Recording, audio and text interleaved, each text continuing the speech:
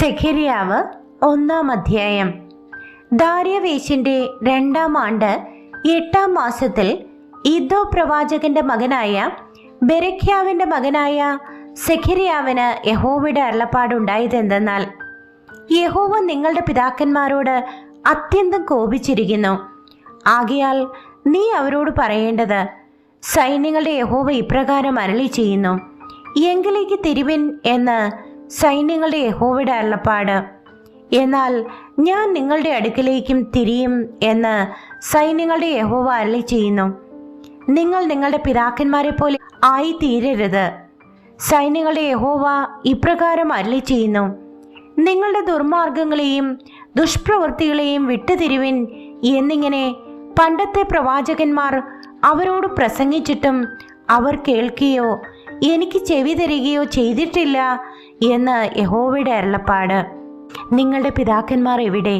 പ്രവാചകന്മാർ സദാകാലം ജീവിച്ചിരിക്കുമോ? എന്നാൽ ഞാൻ എൻ്റെ ദാസന്മാരായ പ്രവാചകന്മാരോട് കൽപ്പിച്ച വചനങ്ങളും ചട്ടങ്ങളും നിങ്ങളുടെ പിതാക്കന്മാരെ തുടർന്ന് പിടിച്ചില്ലയോ? ഞങ്ങളുടെ വഴികൾക്കും പ്രവൃത്തികൾക്കും തക്കവണ്ണം സൈന്യങ്ങളുടെ യഹോവ ഞങ്ങളോട് ചെയ്യുവാൻ നിരൂപിച്ചതുപോലെ തന്നെ അവൻ ഞങ്ങളോട് ചെയ്തിരിക്കുന്നു എന്ന് അവർ മനം തിരിഞ്ഞ് പറഞ്ഞില്ലയോ?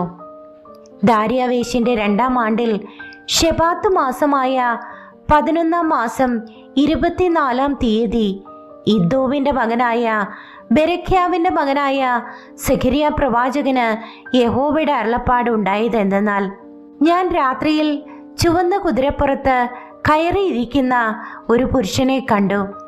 അവൻ ചോലയിലെ കൊഴുന്തുകളുടെ ഇടയിൽ നിന്നു.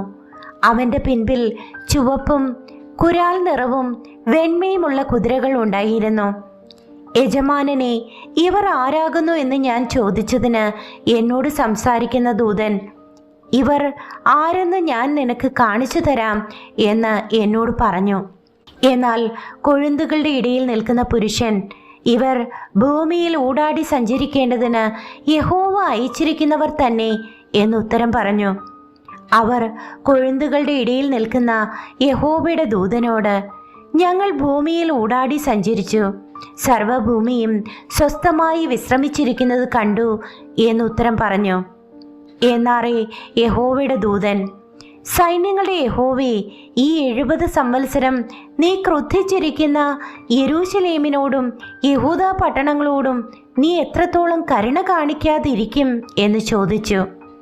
അതിന് യഹോവ എന്നോട് സംസാരിക്കുന്ന ദൂതനോട് നല്ല വാക്കും ആശ്വാസകരമായ വാക്കും അരുളി ചെയ്തു.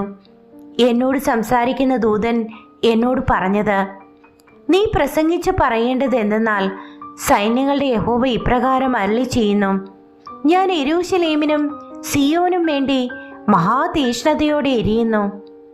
ഞാൻ അല്പം മാത്രം കോപിച്ചിരിക്കെ അവർ അനർത്ഥത്തിനായി സഹായിച്ചതുകൊണ്ട് സ്വൈര്യമായിരിക്കുന്ന ജാതികളോട് ഞാൻ അത്യന്തം കോപിക്കുന്നു. അതുകൊണ്ട് യഹോവ ഇപ്രകാരം അരുളി ചെയ്യുന്നു, ഞാൻ കരുണയോടെ യെരൂശലേമിങ്കലേക്ക് തിരിഞ്ഞിരിക്കുന്നു. എൻ്റെ ആലയം അതിൽ പണിയും, യെരൂശലേമിന്മേൽ അളവുനൂൽ പിടിക്കും എന്ന് സൈന്യങ്ങളുടെ യഹോവയുടെ അരുളപ്പാട്. നീ ഇനിയും പ്രസംഗിച്ച് പറയേണ്ടത്, സൈന്യങ്ങളുടെ യഹോവ ഇപ്രകാരം അരുളി ചെയ്യുന്നു, എൻ്റെ പട്ടണങ്ങൾ ഇനിയും അഭിവൃദ്ധി ഹേതുവായി വിശാലത പ്രാപിക്കും. യഹോവ ഇനിയും സിയോനെ ആശ്വസിപ്പിക്കുകയും ഇനിയും യെരൂശലേമിനെ തിരഞ്ഞെടുക്കുകയും ചെയ്യും. ഞാൻ തലപൊക്കി നോക്കിയപ്പോൾ 4 കൊമ്പ് കണ്ടു. എന്നോട് സംസാരിക്കുന്ന ദൂതനോട് ഇവ എന്താകുന്നു എന്ന് ഞാൻ ചോദിച്ചതിന് അവൻ എന്നോട്, ഇവ യഹൂദായെയും ഇസ്രായേലിനെയും യെരൂശലേമിനെയും ചിതറിച്ചു കളഞ്ഞ കൊമ്പുകൾ എന്നുത്തരം പറഞ്ഞു. യഹോവ എനിക്ക് 4 കൊല്ലന്മാരെ കാണിച്ചു തന്നു. ഇവർ എന്ത് ചെയ്യുവാൻ വന്നിരിക്കുന്നു എന്ന് ഞാൻ ചോദിച്ചതിന് അവൻ, ആരും തല ഉയർത്താതെ വണ്ണം യഹൂദായെ ചിതറിച്ചു കളഞ്ഞ കൊമ്പുകളാകുന്നു അവ. ഇവരോ യഹൂദാദേശത്തെ ചിതറിച്ചു കളയേണ്ടതിന് കൊമ്പുയർത്തിയ ജാതികളുടെ കൊമ്പുകളെ തള്ളിയിട്ട് അവരെ പേടിപ്പിപ്പാൻ വന്നിരിക്കുന്നു എന്ന് പറഞ്ഞു.